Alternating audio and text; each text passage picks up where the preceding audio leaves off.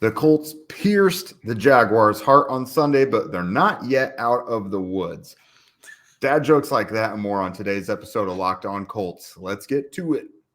You are Locked On Colts, your daily Indianapolis Colts podcast. Part of the Locked On Podcast Network, your team every day.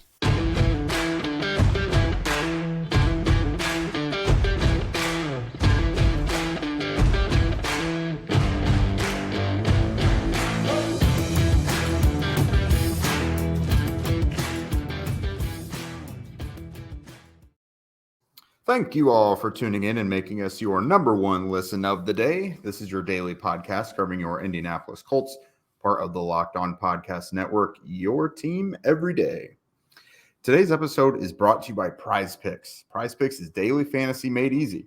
Pick 2 to 5 players, and if they score more or less than their Prize Picks projection, you can win up to 10 times your money on your entry. First-time users can receive a 100% instant deposit match up to $100 with promo code Locked On. That's prizepicks.com, promo code Locked On. This is Jake Arthur. Very happy to be back with you guys after being out last week. Zach obviously held it down. My guy, Zach Hicks over here. The two of us from horseshoehuddle.com. Today, it's time to yak about this huge Colts win that they had over the Jaguars. They moved to 3-2-1 on the season, and they get their first win in the AFC South finally, after coming out on top 34-27 here at home at Lucas Oil Stadium. So, Zach, you and I were just kind of mentioning this before we went on. Not the Colts' first win of the season, but it's the first one you feel really good about. It's the first one that they truly earned. You feel like it was a team effort that you don't feel scared about next week. This was their first really convincing win. Right, and it's because, those first 5 weeks, this offense had been limping in every single game. Now, they had 2 wins because the offense came together for one final drive in the fourth quarter after the Colts defense kind of kept them in it the entire time. But this was the first one where, yes, the defense did struggle. The Colts defense did not have a good day, but the offense finally looked like an NFL offense. I mean, going into this game, they were averaging 13 points a game. I think that's the worst in all of football going into this one. And they come out today and they put up 34, and that's without, they didn't have any like short fields from the Colts defense getting turnovers or stuff like that. This offense just came to play. They kept driving the field, and Matt Ryan in the Colts passing game really came alive for the first time this season. So just hats off to this Colts team. And honestly, again, this is the first time coming out of a victory where I'm like, you know what? This is a team that could make the playoffs or maybe could win the division. I'm not going to go that far yet because I do still think we have a lot of flaws with this team right now. But This is definitely the best I have felt since the day before the Week 1 game against the Texans. Yeah, I've already been told since after the game not to mention the playoffs, and it's like what other teams do, especially in your division, means just as much as what you do. So the playoffs are still very much in play. They just has to see what the AFC South does. But honestly, I think you and I would agree the biggest thing that makes us feel good, and it's what the Colts have been working on the last few weeks, new offensive line yet again. Yes. We see what it looks like now. Matt Ryan in the passing game, there is an okay running game. Like, the offensive line, they keep tinkering with it. I give them credit. As much as Matt Ryan has been victimized by this line, I feel like we've all been victimized watching it. But, man, they kept Ryan clean. They had a season high in dropbacks. It was like 58 dropbacks, no sacks for the first time this season, no turnovers, even more importantly.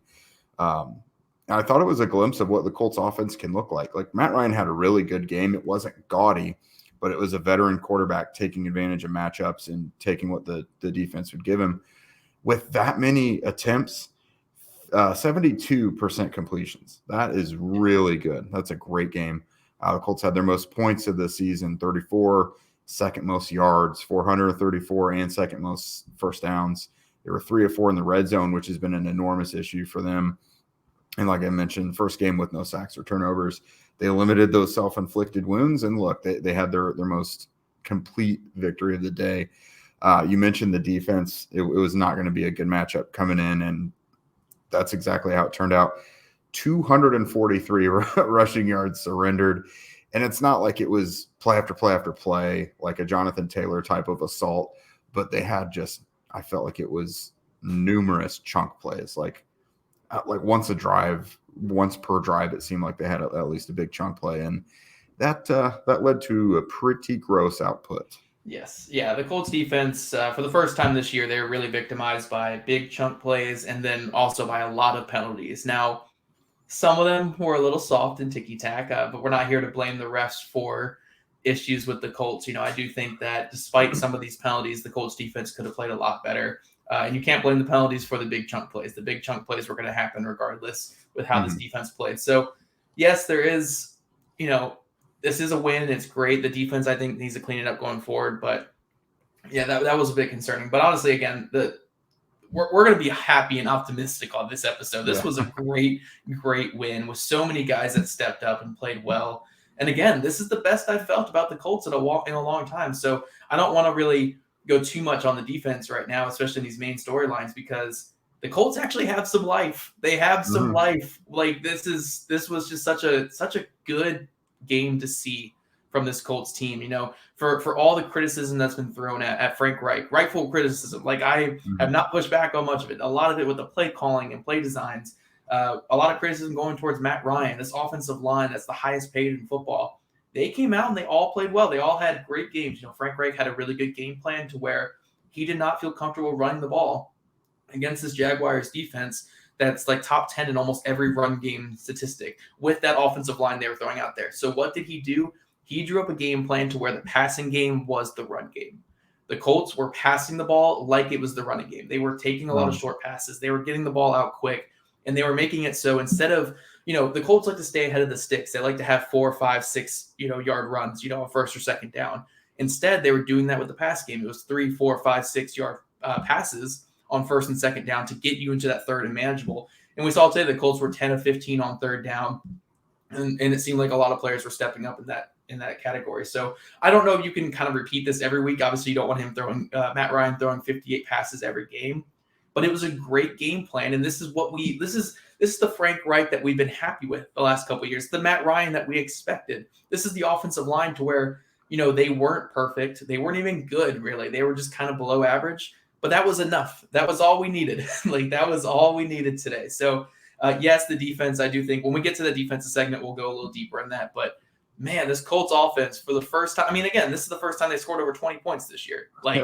They looked like a real NFL offense. And that was with missing your all-pro, all-world running back, along with your second or third highest skill position play, like your third highest paid or whatever skill position player on offense as well. Like they were missing some top guys, some guys that were, before the season we were saying 2 of your top 3 playmakers on offense, and they still did what they did today against a pretty good Jaguars defense. So, the Colts offense, man, after we had to sit through that Thursday night game last week, of thinking like, man, I don't think this Colts offense is ever going to get fixed. They finally showed some life. And that's why the Colts are sitting at 3-2-1 now with still having a chance in this division, even though they are so far behind the 8 ball after, those 3 non-wins to start the season. Yeah, no kidding. They finally just put together a recipe that seemed to work, one that they actually planned up. They also went a lot of up-tempo in this one, which seems to help. I feel like that's when they've looked most productive throughout the season so far. So hopefully it's something they can incorporate more.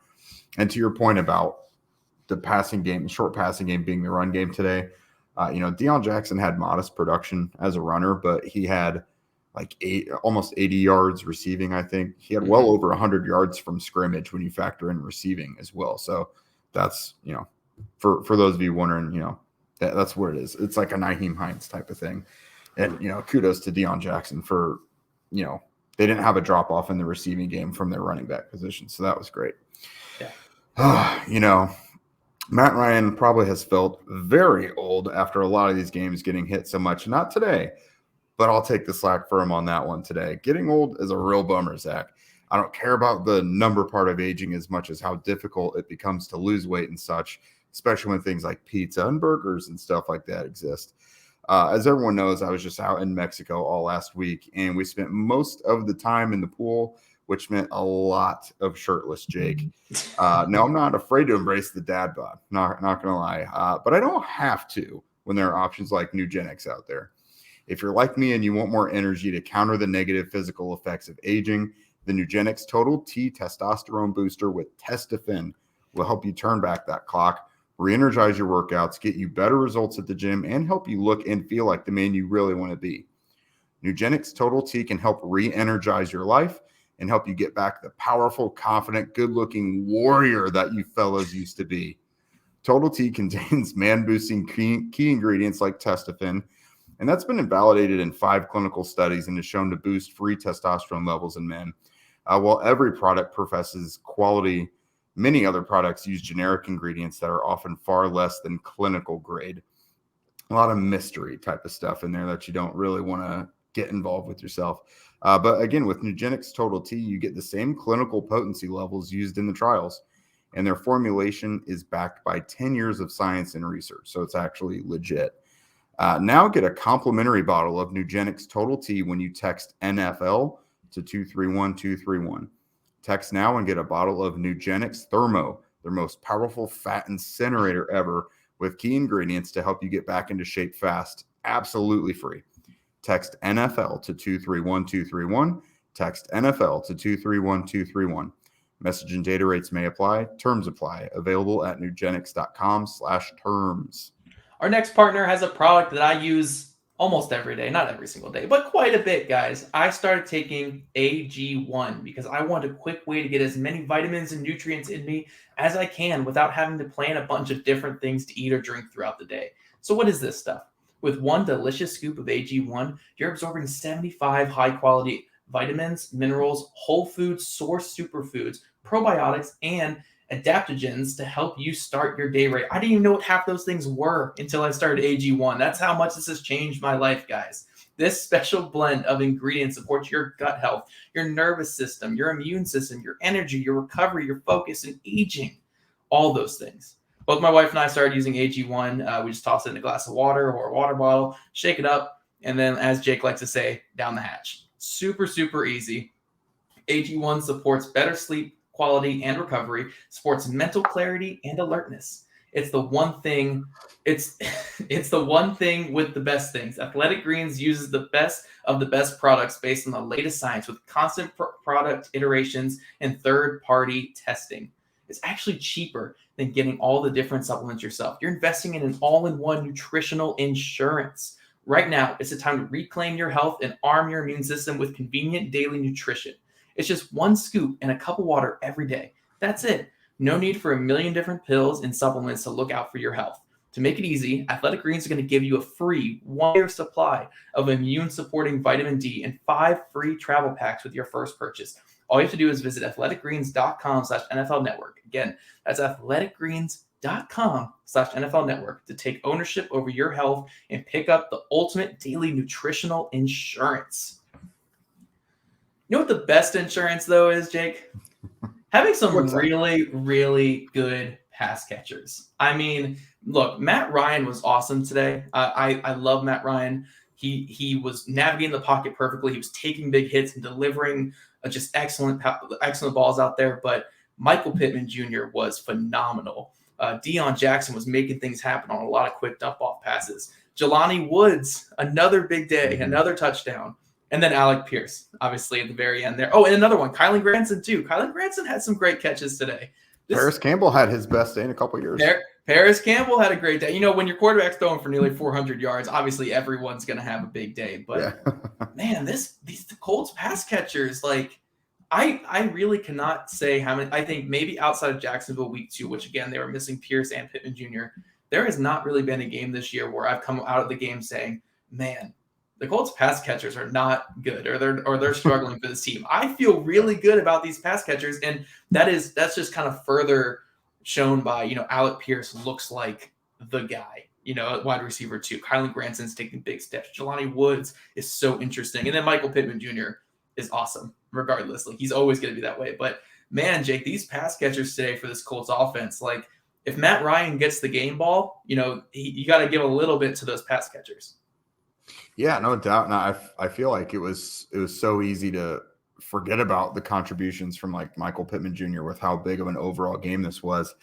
But he is just, I think I wrote it in my post-game piece. He is that dude. Like, he is. he catches everything. He goes over the middle, plays that would look like any other guy would get hurt. He pops right back up. Like, he's such an integral part of this team. And I think as these other guys start to get better around him, that's just going to make them more dangerous. I think a big part of his game, to me, that we haven't even really seen yet this year. We saw a lot last year because he had to do everything. They haven't really taken many downfield shots with him. He's dominating in a couple games this year, and they haven't even opened that part of his game yet. So there's even more to come from him, but huge game for him. 13 receptions for 134 yards. Those are both career highs, and his 16 targets, career highs. So no touchdowns, but nonetheless a career day for Pittman. Yeah, just to jump in here for a second, like, I love Michael Pittman Jr. down the field as like a jump ball 50-50 guy, but where he is at his best, where Michael Pittman Jr. is a wide receiver 1 for the Colts, is underneath, run after catch, and intermediate catches. Like, everything he did today was the best of what Michael Pittman Jr. can do. That is where he thrives. That is where he wins. And that's why I was so excited about adding someone like Alec Pierce in the draft, because with Alec Pierce, you get a guy who, yes, he can win on those intermediate digs, those little slant routes and stuff like that. But Alec Pierce is a pure vertical threat. He's a guy who's going to win those 50-50 balls. He's a guy who's going to run past guys down the field. And that opens up the field for Michael Pittman Jr. to thrive in that intermediate underneath. Like, yes, I agree. I do want to see some more downfield shots, but you are seeing with Pierce and Pittman these last couple of weeks where they are just a really, really good combination for the Colts on the outside. Just two receivers that fit each other really well. It's very like, obviously Michael Pittman Jr. is not as explosive and Alec Pierce is not this guy's level, but it's very T. Higgins and Jamar Chase like, where you have those two kind of combating styles there, but they just work so well together when the quarterback has time to throw, which we saw today. The Colts were able to have a lot of success throwing to those two guys. But yeah, these Colts pass catchers were really good today. And then the other thing that we got to talk about, again, this Colts offensive line, not great, but perfectly fine today. Perfectly fine. We like Matt Pryor gave up some pressures. Dennis Kelly had a hold or two. Braden Smith had a couple of holds. But I take that. I take it. No fumbles, no sacks, not many things that killed drives from this offensive line. Like, this is what, if the Colts had this offensive line play from day one, they're probably sitting at 5-1 right now. Honestly, yeah. I mean, think of how many things were a domino effect because of the line play. But for any of you that didn't see it, the Colts went into the game with Bernard Ryman as the starting left tackle, Nelson and Kelly obviously on the inside. It was Matt Pryor at right guard with Braden Smith kicked back out at right tackle after his short-lived stint at guard. But after two drives and basically after the first quarter, they pulled Ryman for Dennis Kelly at left tackle, who looked pretty good. They said that was by design. I don't know. I probably because I know they love to tinker with that stuff, which you guys know that drives me nuts, rotating offensive linemen. But no, I mean, I thought it went well today, obviously. Is this their new starting five? Because if so, I think they'll be all right. Yeah, like I wouldn't mind getting Ryman out there every now and then or something, and then maybe seeing what you can do at right guard. Like, I think Matt Pryor left a lot to be desired today, but it was better than him at right tackle, so we can't complain too much. But I do think as of right now, like this five, if they can just repeat what they did this week where, Matt Ryan's still getting hit a decent amount, and he's still getting pressured a little bit, but he at least has time to get the ball out, especially on third downs. I'm perfectly fine with this. So we'll see a big test coming up with this Tennessee Titans defense next week where Jeffrey Simmons, Danico Autry, Bud Dupree, if he's healthy. I know he's very hit or miss, but if these guys can repeat this performance next week against a team where the Colts already threw for over 300 yards against, then we can start looking at it being like, okay, look, this offensive line is not as big an issue anymore. But as of right now, it's just one great week, but I am happy taking this one great week because it's the first that we've had this entire season. Yeah, I don't think a good performance next week would cure all woes, but I think it would be a really big feather in the cap because just like Jacksonville embarrassed the Colts and gave them one of their worst losses in recent memory, Tennessee's front killed the Colts front just a couple weeks ago as well. So if they can fix that after just having recently gotten their tails kicked by them, I think that'll be huge. Right. And then last thing I want to say about the offense, though, is, again, just hats off to Frank Reich for this game plan. Very, very smart game plan to use the passing game like the running game and get those short gains and stay ahead of the sticks by throwing the ball rather than just running into a brick wall every time. Now, there were a couple times today where he started to get into that a little bit, where he was running into the brick wall and kind of setting the back a little bit, but he got back to that game plan. The game plan was really strong. And this is when I always talk about Frank Reich, where maybe as an in-game coach, he's not as great a coach, but he's one heck of an advanced scout. The advanced scouting report to say, hey, we should just throw the ball to run the ball in this one was phenomenal. So for Frank Reich, a lot of criticism this year, well-deserved criticism, but this was a really good game that he called. Yeah, no doubt. And that obviously bred big performances for a couple of these guys. I hope you were all feeling aggressive when it came to Michael Pittman Jr. and Deion Jackson on Prize Picks today before the game. Both players were quite generous with their more thans statistically in this one. Pitt had over, again, 130 yards. Jackson, like 120 yards from scrimmage, 79 of his own on receiving. Man, I hope that paid handsomely for you guys. Placing picks on daily fantasy can get frustrating, I know, but I love how easy it is on Prize Picks, especially using their mobile app. I just pick my handful of players and go on my merry way. Pick 2 to 5 players, and if they score more or less than their Prize Picks projections, you can win up to 10 times your money on any entry.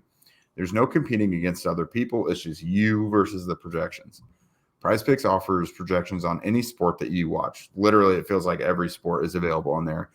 NFL, NBA, and MLB, of course, the big three, but also esports, NASCAR, disc golf, and cricket, like things that aren't high flyers here in the U.S.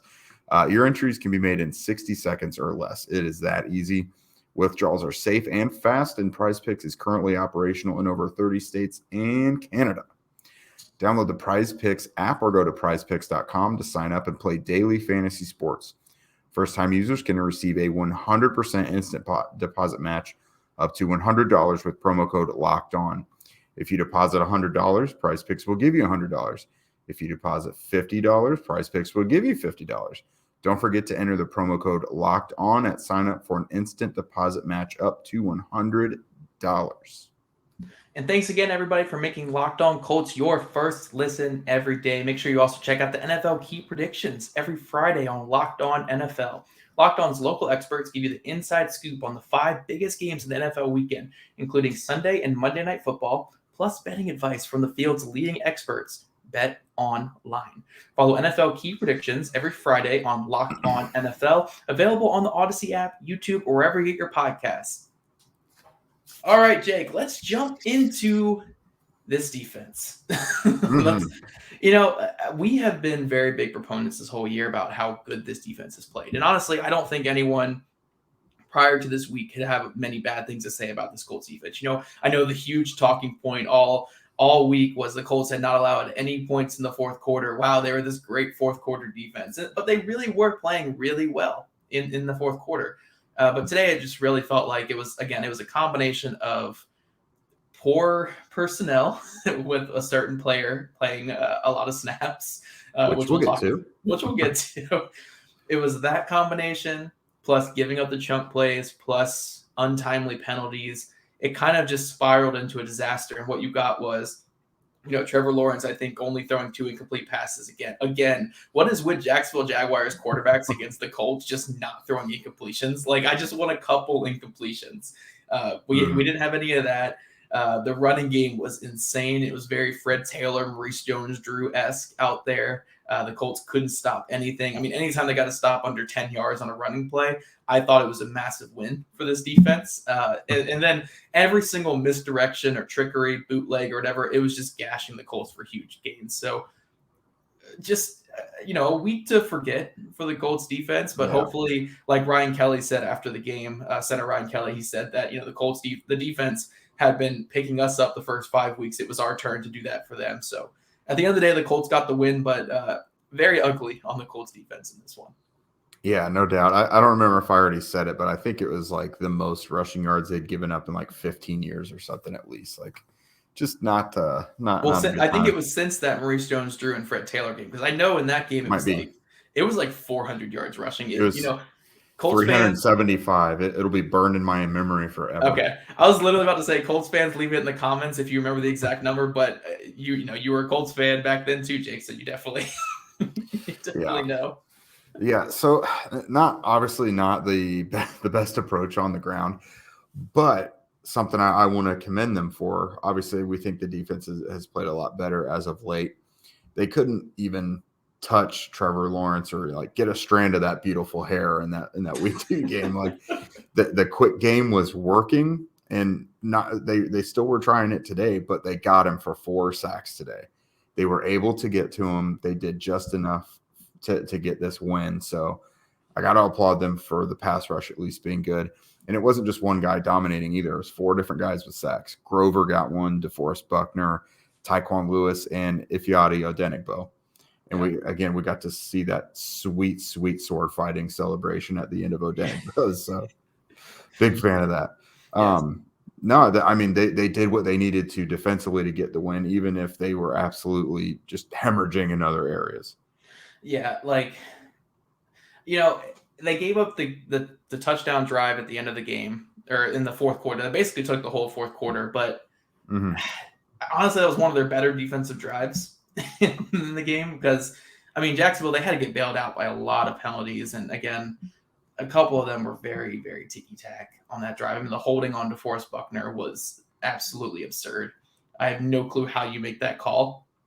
DeForest Buckner, holding an offensive lineman as he's getting pancaked by a double team. I think that's a crazy call. So watching this game live again, if I go back on the film, I'm sure I'll come away with even a little bit more angry. But watching this game live, I don't think the Colts defense was atrocious. I don't think that they were just the worst that we've seen them, but it's definitely one that you want to bounce back from. And next week, this run defense, I think, is the biggest thing that needs to bounce back, because next week it's Derrick Henry coming to town. And yes, if you're giving up 250 yards to Travis Etienne and Jamal Agnew and JaMychal Hasty, imagine what you're going to do with Derrick Henry. So they definitely need to clean that up. But again, this Colts defense has been phenomenal all season. I'm expecting them to bounce back at least a little bit next week. And again, if this Colts offense can continue this play, I feel pretty confident going into any matchup. That's real. It's an offensive league, and when you're putting up 13 points a game, you had no chance of winning. But this week,